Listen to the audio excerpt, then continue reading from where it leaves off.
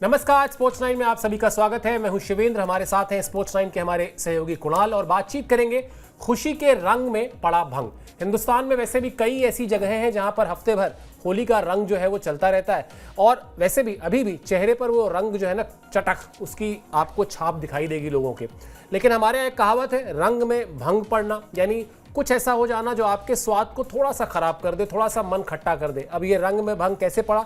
रंग में भंग ऐसे पड़ा कि हमारे जो अर्शदीप सिंह हैं, जिनकी फोटो भी आपको दिखाई दे रही है हमारी वीडियो वॉल में, उन पर आईसीसी ने जुर्माना लगा दिया है। तो वो बताएंगे आपको कि क्या, और कुणाल से इस पर बातचीत भी करेंगे कि क्या थोड़ा हार्श फैसला है ये। हालांकि इससे कोई बहुत बड़ा फर्क नहीं पड़ता, लेकिन फिर भी इसको समझने की कोशिश करेंगे। साथ ही साथ कप्तान सूर्या जब अपने घर पहुंचे तो उन्होंने वहां मीडिया से बातचीत की। उस बातचीत में उन्होंने कहा कि धोनी के साथ या रोहित शर्मा के साथ जब नाम जुड़ रहा है तो क्या फील हो रहा है, बताया उन्होंने। गौतम गंभीर ने भी एक अहम बात कही है, वो भी आपको बताएंगे और साथ ही साथ उस खबर को आपको दोबारा दिखाएंगे क्योंकि उस पर आज काफी चर्चा है, वो जो इनामों की बरसात भारतीय टीम पर हुई है T20 वर्ल्ड कप जीतने के बाद। शुरुआत करते हैं उस खबर से जो रंग में भंग वाली बात मैंने आपसे कही। आईसीसी ने अर्शदीप पर जुर्माना लगाया है, 15% मैच फीस का जुर्माना लगा है और एक डीमेरिट पॉइंट उनको मिला है। इस तरह से जब आप कोई डीमेरिट पॉइंट जब बढ़ते जाते हैं तो फिर उसके बाद वो एक समय ऐसा भी आता है जब आपके ऊपर मैच का बैन लग जाता है, लेकिन अभी वो बहुत दूर की बात है। फाइनल मैच के मतलब भारत और पाकिस्तान के बीच, माफ कीजिए, भारत और न्यूजीलैंड के बीच जो मैच खेला गया था अहमदाबाद में, उसमें 11वें ओवर में वो मामला हुआ था जब उन्होंने एक थ्रो मारा और वो थ्रो जो है जाकर डेरिल मिचेल के पैड पर लगा। उसके बाद थोड़ा तीखी नोक-झोंक भी हुई, लेकिन वहीं मैदान पर तुरंत सूर्या गए और जो मैदान पर जिस तरीके से बातचीत हो रही थी उसमें सॉरी, एपोलोजाइज, इस तरह के शब्द बोलते हुए दिखाई दिए जो टीवी पर हम सभी ने देखा, तमाम करोड़ों क्रिकेट फैंस ने भी देखा। ऐसा लगा कि बातचीत जो है वहीं पर खत्म हो गई है, अब ये मामला आगे नहीं बढ़ेगा। लेकिन मामला बढ़ा कुणाल, और 15% मैच फीस, जैसा मैंने कहा, दोनों सिक्के के दोनों पहलू हैं। पहला कि कोई फर्क नहीं पड़ता अगर आप ट्रॉफी जीत गए हो तो क्या ही फर्क पड़ता है 15% मैच फीस से, लेकिन थोड़ा सा हार्श लगी मुझे इस मामले में आईसीसी। अभी आपको दिखाएंगे भी, अर्शदीप सिंह ने जो बयान दिया इसके बाद, इस घटना के बाद जो बताया था वो भी आपको दिखाएंगे, लेकिन हार्श लगा मुझे तो ये फैसला।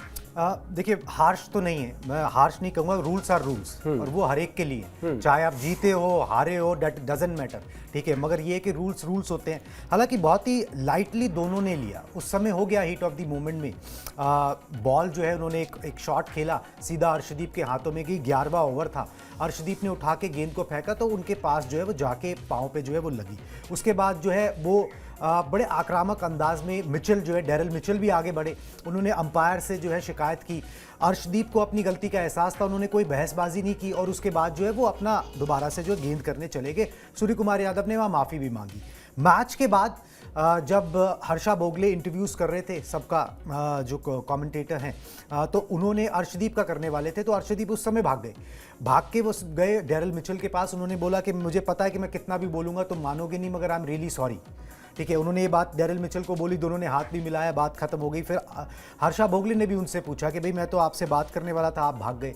बोले कि भाई मैं ज़रा माफ़ी मांगने गया था और मेरी गेंद थोड़ी सी ना रिवर्स स्विंग हो गई, ठीक है। मजाकिया अंदाज में उन्होंने बोला कि गेंद थोड़ी सी रिवर्स स्विंग हो गई इसलिए उनको लग गई, ठीक है, तो इसलिए मैं माफ़ी मांगने गया था, तो मैटर एंड हो गया। हाँ, मगर ये कि कानून तो कानून होते ही हैं।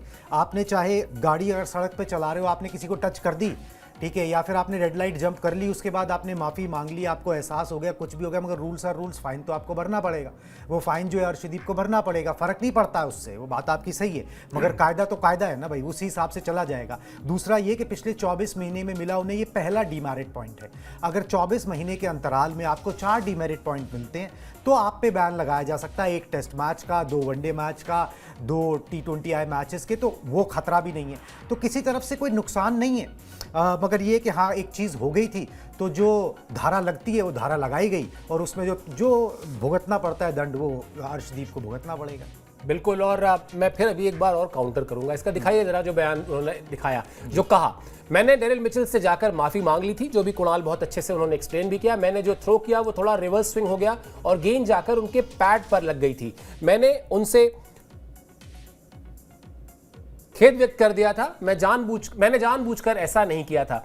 अब कुणाल ने जो एग्जाम्पल दिया उसी एग्जाम्पल का अगर काउंटर किया जाए, सड़क पर अगर दो गाड़ियां आपस में टकराती हैं और दोनों गाड़ियों के टकराने के बाद दोनों के मालिक जो है नीचे उतरते हैं और आपस में समझौता कर लेते हैं, तो पुलिस कुछ नहीं करती। पुलिस कहती जाइए, कोई बात अगर रेड लाइट जंप करो तो करती है। रेड लाइट जंप पे तो करेगी। करेगी, ये रेड लाइट जंप यहाँ लेकिन रेड लाइट जंप में यहाँ दो खिलाड़ियों के बीच की बात थी ना। मगर वो कानून के दायरे से बाहर है। मैं पार्शियली एग्री, आपकी बात सही है, मैं पार्शियली एग्री हूं कि हाँ, खेल भावना और इस तरह की चीजें जो कहा जाता है, क्रिकेट को जेंटलमैन्स गेम कहा गया है, उसकी छवि है, वहां पर वो ठीक है। लेकिन जिस तरह की बॉडी लैंग्वेज वहां मैदान में दिखाई दी थी, ये लगा था कि मामला खत्म हो गया है, वो समझौता आपसी हो गया। लेकिन उसके बाद ये खबर आई है।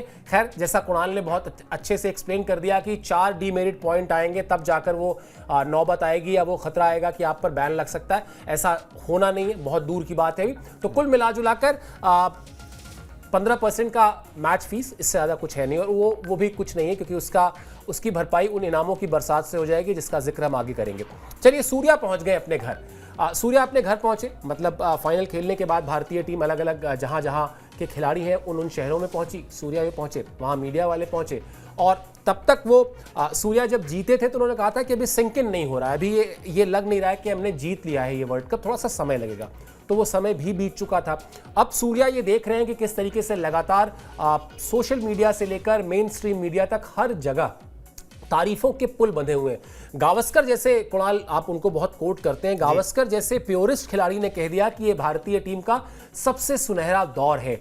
मतलब वो टेस्ट क्रिकेट की जो नाकामी है उससे कहीं ज्यादा महत्व इस जीत को दे रहे हैं जो बैक टू बैक भारतीय टीम को मिली है। तो ये सारी बातें जब सूर्या के पास पहुंची, साथ ही साथ ये भी पता चला होगा कि भाई अब वो उस लीग में आ गए हैं जहां धोनी है, जहां रोहित शर्मा है और जहां इन सबसे पहले कपिल देव हुआ करते थे। क्या कहा उन्होंने ये बताते हैं आपको, फिर इस पर भी रिएक्शन लेंगे कि क्या वाकई ये भारतीय क्रिकेट का सबसे सुनहरा दौर है।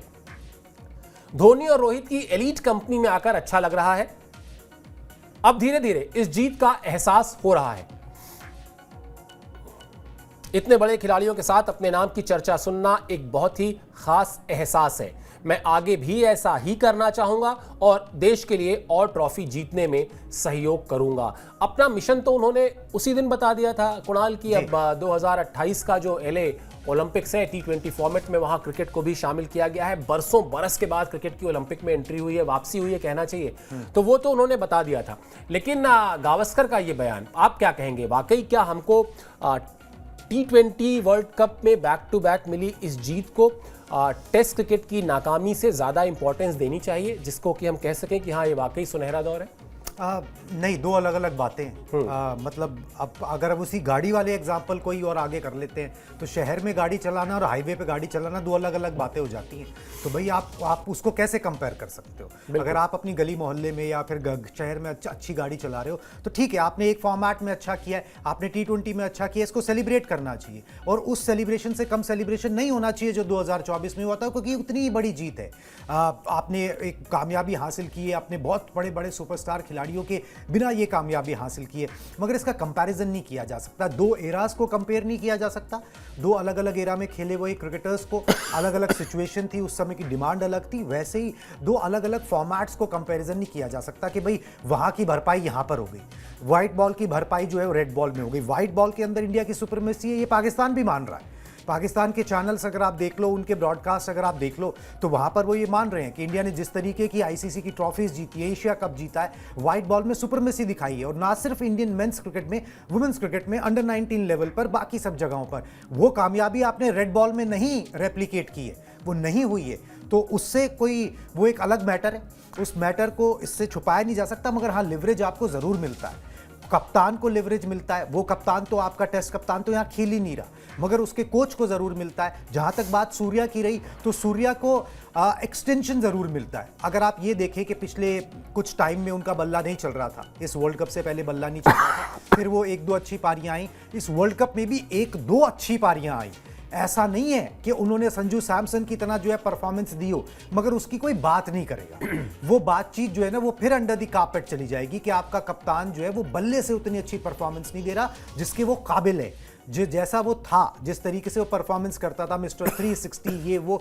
तो वो एक लॉन्ग रोप जो है वो सूर्या को मिलेगा। प्रोबेबली एक और वर्ल्ड कप देखने को यहाँ पर मिल सकता है, ओलंपिक्स साथ में वर्ल्ड कप, क्योंकि 2 साल के बाद होता है तो बहुत ज़्यादा उसके अंदर जो है वो समय नहीं होता, तो वहाँ पर आप उनको एक बार और देख सकते हो कम से कम। मगर ये भी कहना जल्दबाजी होगी, जब आप वर्ल्ड कप विनिंग कप्तान को मतलब कि चैंपियंस ट्रॉफी विनिंग कप्तान को जब आप बैठा सकते हो तो फिर तो आप कुछ भी कर सकते हो। मगर जो भी हो रहा है अच्छा हो रहा है, सूर्य कुमार यादव इसको सेलिब्रेट कर रहे हैं, करना बनता है। आगे की किसी ने नहीं देखी कि आज से 2 साल बाद क्या होगा, मगर इस वक्त जो है वो कप्तान एक रिलीव्ड कप्तान है, जिसकी कप्तानी में अभी तक कोई सीरीज आप हारे नहीं हो, जिसकी कप्तानी में कोई टूर्नामेंट आप हारे नहीं हो, तो आप ऐसे कप्तान को क्यों हटाना चाहोगे या क्यों ही कुछ और सोचना चाहोगे। बल्ला नहीं चल रहा, वो आज नहीं तो कल चलने लगेगा, इसी सोच के साथ ऐसे ही आगे बढ़ा जाएगा। बिल्कुल, और वो शायद बल्ला नहीं चल रहा, इसीलिए हमने काफ़ी विस्तृत उस पर कवरेज भी की थी। वो जो आईसीसी ने प्लेइंग 11 चुना था उसमें सूर्या का नाम ही नहीं है, मतलब विनिंग कैप्टन, हालांकि उसमें कप्तानी एडन मार्करम को दी गई है जिनकी टीम फाइनल भी नहीं खेली थी। तो वो ओवरऑल बैट्समैन और प्लस कैप्टेंसी को जोड़ा गया है, वहां कैप्टेंसी पर ही फोकस नहीं किया गया है, यही वजह है, उसका लॉजिक यही है। दूसरी बात जो कुणाल कह रहे थे 2028 मेरे ख्याल से 35 साल के हैं अभी सूर्या, बिल्कुल 35 में 2 और जोड़ लीजिए 37 साढ़े 37 साल की उम्र रहेगी, तो प्रैक्टिकली पॉसिबल है, कहीं कोई उसमें अड़चन कोई इस तरह का रोक टोक नहीं है। बाकी जैसा कुणाल ने कहा, बिल्कुल 110% अगर सहमत होने की गुंजाइश हो तो हुआ जा सकता है कि भैया समय बताएगा 2 साल बाद, आप अभी से कुछ कह नहीं सकते, अभी आपको सिर्फ परफॉर्म करना होगा, लगातार एक एक सीरीज को, एक एक टूर्नामेंट को आगे देखना होगा। गौतम गंभीर का एक बयान भी बड़ा वायरल है, उन्होंने भी जो कहा है बड़ी एक ऐसी बात कही है जिसको समझना और समझाना थोड़ा टेढ़ा है। अभी समझाएंगे कुणाल आप लोग को। दिखाइए जरा गौतम गंभीर का बयान, जिसमें वो कह रहे हैं कि मैंने कभी सोचा नहीं था कि मैं वर्ल्ड कप जीतने वाली टीम का कोच रहूंगा। मैंने तो ये भी नहीं सोचा था कि मुझे भारतीय टीम के हेड कोच की जिम्मेदारी मिलेगी। ये बेहद खास एहसास है कि आपको टीम इंडिया की जर्सी को दोबारा पहनने का मौका मिला है और आप देश के लिए कुछ कर सकते हैं। 140 करोड़ लोगों को गर्व देने से बेहतर फीलिंग और क्या हो सकती है। यहां तक तो बात सही है गौतम गंभीर की, और इस पर कहीं कोई डिबेट भी नहीं है। बात सही है कि अगर आपको इंडिया को दोबारा सर्व करने का मौका मिले तो इससे अच्छी बात क्या है। लेकिन अब जो आपकी स्क्रीन पर लाइनें आ रही हैं वो थोड़ा समझनी चाहिए। मैं हमेशा खिलाड़ियों से कहता हूं कि वो भारतीय टीम के ड्रेसिंग रूम का हिस्सा इसलिए है क्योंकि वो खास है। ये मौका एक प्रिविलेज की तरह है, एंटाइटलमेंट नहीं। हजारों लोग ऐसा सपना देखते हैं। यानी कुणाल, जो मैं मतलब अगर शाब्दिक अर्थ जिसको कहते हैं ना, लिटरल ट्रांसलेशन वो करूं तो वो ये कहना चाह रहे हैं कि ये जो अपने लिए भी वो कह रहे हैं कि बहुत सारे लोग इस टीम का कोच बनना चाहते हैं, बहुत सारे लोग इस टीम के लिए खेलना चाहते हैं, लेकिन आप इस ड्रेसिंग रूम का हिस्सा हैं, लेकिन इसको एंटाइटलमेंट मत मानिए। आप प्रिविलेज्ड हैं इसलिए आप यहां पर हैं। थोड़ा समझाइए। बिल्कुल, बेसिकली वो ये कहना चाह रहे हैं कि आप इसको टेकन फॉर ग्रांटेड मत मानिए, आप इसको ओन मत करिए कि भाई ये आप यहाँ पे बिलोंग करते हो, आप यहाँ पे हो तो ये आपकी खुशकिस्मती है कि आप यहाँ पर हो, क्योंकि बहुत सारे लोग होना चाहते हैं, टैलेंट बहुत है जिसके, मगर ये कि अगर आप यहाँ पर पहुँच पाए, आपकी किस्मत अच्छी थी, आपकी मेहनत अच्छी थी, सब चीज़ों का एक मिश्रण है, तो आप इसको हर वक्त जो है ना इसकी कदर करो, इसकी इज्जत करो, ग्रैटिट्यूड में रहो कि भाई ठीक है ऊपर वाले ने दिया है और हमको जो जिम्मेदारी मिली है हमें उसे बहुत अच्छे से निभानी है। क्योंकि बहुत सारे लोग इस रोल में होना चाहते हैं, मगर कुछ मजबूरियों से, कुछ किस्मत से, कुछ मेहनत में थोड़ी ऊंच नीच से वो कई बार यहाँ तक नहीं सफ़र तय कर पाते। मगर मैं ये बेसिकली वो ये कहना चाह रहे हैं इस भाव से। मगर वो एक बात जो उन्होंने शुरुआत में बोली ना सर, मैं उस बयान पर भी आता हूँ। कुछ लोग ना अब मतलब अब ये कहा तो नहीं जाता है, मतलब ऑन स्क्रीन जो है ना ये चीज़ें थोड़ी सी वैसी लगती हैं, मगर बात ये कि कुछ लोग ना they are born with the silver spoon, ठीक है, उनकी किस्मत होती है ऐसी। गौतम गंभीर की है, उन्होंने नहीं सोचा था जब उन्होंने क्रिकेट खेलना शुरू किया था कि वो T20 वर्ल्ड कप जो है वो जीतेंगे, 2011 का world cup, one day world cup जीतेंगे। कोच कहीं कोचिंग नहीं की थी, उसके बाद इतनी बड़ी टीम की कोचिंग की जिम्मेदारी सीधा मिल जाएगी, हेड कोच बन जाएंगे, वो हेड कोच के कार्यकाल में आप जो है वर्ल्ड कप भी जीत जाओगे, ये सब उन्होंने सोचा नहीं था। चैंपियंस ट्रॉफी भी, मगर ये होता गया। ये होता इसलिए गया कि चलो ऊपर वाले का आशीर्वाद होता है, किस्मत होती है, मगर ये कि इस आदमी के अंदर गट्स भी हैं कि वो उस चैलेंज को लेने की हिम्मत रखता है। ठीक है, कि वो उस तरीके से खेलने की जैसे हिम्मत रखते थे वैसे ही वो चैलेंजेस को लेने की हिम्मत रखते हैं। उसमें गालियां भी पड़ती हैं, तालियां भी पड़ती हैं, मगर ये कि वो उनके लिए तैयार रहते हैं और वो अच्छे से रिसीव नहीं करते हैं क्रिटिसिज्म को, ये हर कोई जानता है। मगर उसके बावजूद उन्होंने इस तरीके का जॉब लिया, बहुत सारे लोग लेते ही नहीं है। बहुत सारे पूर्व क्रिकेटर्स जो है वो इस मसले में पढ़ना नहीं चाहते क्योंकि उनको वैसे ही कमाई के कई सोर्सेज हैं। गौतम गंभीर को भी है, वो तो राजनीति में भी थे और भी कुछ ऐसा कर सकते थे, मगर उन्होंने ये बीड़ा उठाया। ये बड़ा मुश्किल टास्क है जो उन्होंने लिया। एक खराब सीरीज आपका पूरा करियर, आपने जो भी कुछ किया है ना उस पर बट्टा लगा देती है और खराब मतलब कोच आपको डिक्लेयर कर देती है, खराब व्यवहार आपका डिक्लेयर कर देती है और ये ऑलमोस्ट होते होते रह गया।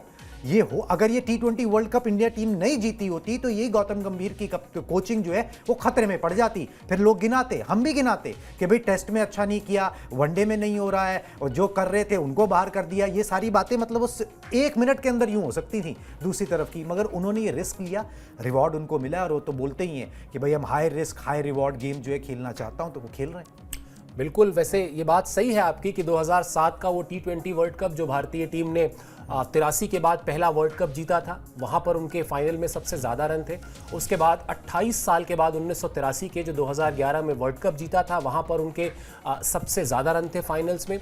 और उसके अलावा जो फ्रेंचाइजी क्रिकेट में उनका रुतबा है as a player, as a captain, as a coach, वो भी सबको पता है। लेकिन हाँ, ये बड़ी दुधारी तलवार तो है भारतीय टीम के हेड कोच की जिम्मेदारी, जहाँ ताली और गाली बिल्कुल साथ साथ चलती हैं और लोग इंतज़ार कर रहे होते हैं। चूँकि रिजल्ट ओरिएंटेड है सब कुछ, अगर रिजल्ट आ गया तो वो तालियों में तब्दील हो जाता है, रिजल्ट नहीं आया तो फिर वो गालियों में तब्दील हो जाता है। तो अपने आप पर भरोसा करना, अपनी स्ट्रैटेजी पर भरोसा करना, ये सब कुछ बड़ा जिगरा चाहिए, बड़ी हिम्मत चाहिए। उस क्रिटिसिज्म आप अच्छे से लें, बुरे से लें, लेकिन क्रिटिसिज्म जिनको करना है वो तो कर ही रहे ना, आलोचना जिनको करना है वो तो कर ही रहे। उस आलोचना को झेलना भी अपने आप में बड़ा हिम्मत का काम होता है। तो चलिए, वो जैसे धोनी कहते थे ना कि मेरे बाल इसीलिए पक गए क्योंकि मैंने कप्तानी की है, तो वैसा ही कुछ तनाव उनके ऊपर भी रहेगा गौतम गंभीर पर। अभी भी जो बड़ा चैलेंज है अभी भी वो व्हाइट बॉल क्रिकेट में है, जहां पर अभी उनको रेड बॉल क्रिकेट में, माफ कीजिए, जहां पर उनको टेस्ट क्रिकेट में भारतीय टीम को और मजबूत करना है।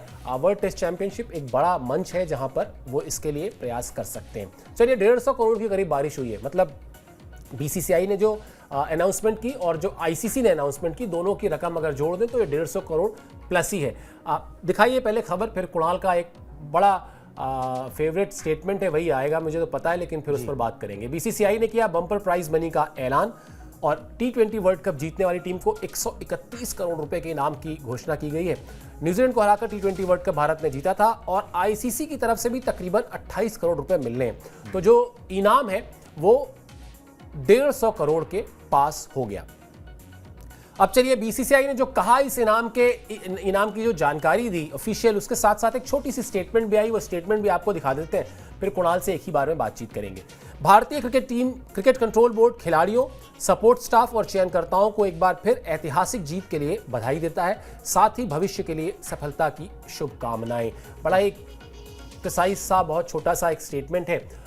इनाम बड़ा है लेकिन स्टेटमेंट बड़ा छोटा सा है। कुणाल, आपका बड़ा फेवरेट स्टेटमेंट है जी, कि वो बैंक में आता पैसा किसी को खराब नहीं लगता, तो लीजिए कुछ और आ गया है। बिल्कुल जी, और अब मतलब बहुत ही अगर इसको ऑन एन एवरेज मान लिया जाए तो 15 खिलाड़ी होते हैं, सपोर्ट स्टाफ होता है, तो मान लीजिए कि 6-7 करोड़ रुपए तो पर खिलाड़ी मिल ही जाएगा, ठीक है, इससे कम नहीं मिलेगा, ठीक है। और 6-7 करोड़ रुपए से आप वो जो भी करना चाहें, ठीक है, मगर ये कि हाँ, पैसा आता हुए बुरा नहीं लगता। और दूसरी बात ये कि ये पैसा जो है ना, वो सिर्फ पैसा नहीं होता, वो ये दिखाता है कि आप जिस जगह काम कर रहे हैं, आप जिस माहौल में काम कर रहे हैं, वहाँ पर जो है ग्रोथ है, वहाँ पर जो है अगर आप मेहनत करते हैं तो आपको उसका फल दिया जाता है। ये सब चीज़ें मोटिवेशन का काम करती हैं खिलाड़ियों के लिए, और जो है वो आगे चीज़ों को बढ़ाती हैं। मनी से जो है चीज़ें आगे बढ़ती हैं और वो इंडियन क्रिकेट के अंदर है। और BCCI ने बड़ा दिल दिखाया कि अगर हम हज़ारों करोड़ रुपए कमाते हैं राइट्स बेच के, चाहे वो IPL के हों या इंडियन क्रिकेट के राइट्स बेच के, तो जिन खिलाड़ियों की वजह से वो इतने हज़ारों करोड़ रुपए की बोली लगती है, वो खिलाड़ी जब कोई बड़ा टूर्नामेंट जीतते हैं, वर्ल्ड कप जीतते हैं, तो 4 चांद लगाते हैं, उस बोली को और मजबूत करते हैं, तो फिर उनको भी भी रिटर्न में जो है ना वो भर भर के दिया जाए। और ये बहुत अच्छा जेस्चर है, पिछली बार से बढ़ा के दी गई है। पिछली बार 125 करोड़ दी गई थी, इस बार 131 करोड़ रुपए जो है वो इनाम की घोषणा की गई है 2024 में जब जीते थे। तो अच्छी बात है, इससे जो है मोटिवेशन बढ़ता है। वन ऑफ द फैक्टर है, मेन फैक्टर नहीं है, मगर मनी मैटर्स। और जब वो खिलाड़ियों के पास आएगा तो फिर सबको इंतज़ार तो रहता ही है, परिवार वालों को अपनी अपनी लिस्ट बना के हर कोई बैठा होगा कि मुझे ये करना है, मुझे वो करना है, हमें अब ये करना चाहिए। इसका तो it's their money, it's their effort, जो जिसने ये यील्ड किया है तो उसको एंजॉय भी करें। बिल्कुल, और आपने सही कहा कि ये रकम आपके बैंक बैलेंस को कितना समृद्ध कर देगी, बहुत ज़्यादा फर्क नहीं पड़ता। इससे फ़र्क इस बात से पड़ता है कि वो कहते हैं ना कि ताली जो है वो दोनों हाथ से बजती है। जिस तरह का इंफ्रास्ट्रक्चर बीसीसीआई ने भारतीय टीम को दिया है, सिर्फ पैसे की बात नहीं है कुणाल, आप हर तरह का सपोर्ट देख लें, चाहे वो प्रैक्टिस की बात कर लें, चाहे आप खिलाड़ियों की हेल्थ की बात कर लें, कोई बीमार होता है, किसी की कोई सर्जरी होती है, बीसीसीआई एकदम उसके साथ आपको, मतलब उसकी फैमिली और बीसीसीआई आपको ऐसा लगेगा जैसे एक साथ चल रहे हैं। कहीं मुझे कभी ये नहीं दिखाई दिया कि कहीं कोई अलग बात हो रही हो। याद कीजिए अभी जब श्रेयस अय्यर को चोट लगी थी, किस तरीके से मॉनिटरिंग चल रही थी बीसीसीआई की तरफ से। तो उस लिए भी ये लगता है कि हाँ चलो हमारे पास पैसा आ रहा है, हम अपने खिलाड़ियों को दे रहे हैं, खिलाड़ी इससे और मोटिवेशन फील करेंगे और अच्छा करेंगे। पाकिस्तान में खबर पहुंच गई होगी, वहां तो पैसे कटें, तो ये तो रिएक्शन हो चुका है। शोएब अख्तर ने तो बोल दिया ना, शोएब अख्तर ने बोल दिया कि भाई एडमिनिस्ट्रेटिवली और फाइनेंशियली इंडिया ने क्रिकेट का मजा जो है वो खराब कर दिया है। खराब इसलिए कर दिया है क्योंकि वो फाइनेंशियली इतने ज्यादा स्ट्रांग होंगे जो दूसरा हो नहीं सकता, वो एडमिनिस्ट्रेटिवली इतने ज्यादा अच्छे हो गए कि भाई अब उनके सामने कोई दूसरी टीम चैलेंज पेश करती हुई नजर नहीं आती है। तो ट्रॉफी चुरा ले। तो फिर बोल रहे हैं कि 2027 का भी अभी ही दे दो इन्हें, ठीक है, अगर उसका वर्ल्ड कप का देना है तो वो भी अभी दे दो। तंज है, जलन है, जो भी है, मगर ये है कि दूसरों को इससे इंस्पायर होना चाहिए, सीखना चाहिए। अब पाकिस्तान में अनफॉर्चुनेटली चीज़ों को नेगेटिवली ले लिया जाता है, पॉजिटिवली लेने के बजाय। मतलब वो अंग्रेजी में एक कहावत होती है कि better to light a candle than curse the darkness, ठीक है। तो आप वो कम से कम मोमबत्ती जला लो ना, वही जलाने की कोशिश करो। वो डार्कनेस को कर्स कर करके कौन से आप अपना अंधेरा मिटा लोगे।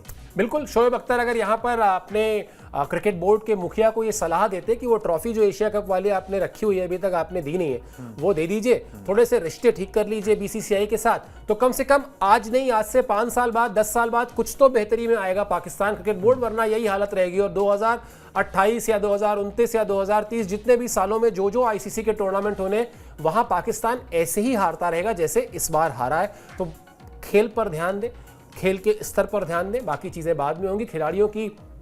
खिलाड़ियों पर हार के लिए जुर्माना लगा देने से अगर चीजें ठीक होनी होती तो कब की ठीक हो गई होती, ऐसा होता नहीं है। चलिए खैर, हम अपने क्रिकेट पर बात करते हैं। अब 2-3 बड़े स्टेटमेंट और आए हैं उसके क्रिकेट इस जीत के ही हवाले से, उसको लेकर अगले शो में कुणाल हाजिर होंगे। अभी आप इस शो में जुड़े बहुत बहुत शुक्रिया और आभार, लेकिन स्पोर्ट्स 9 को सब्सक्राइब जरूर कर लीजिए।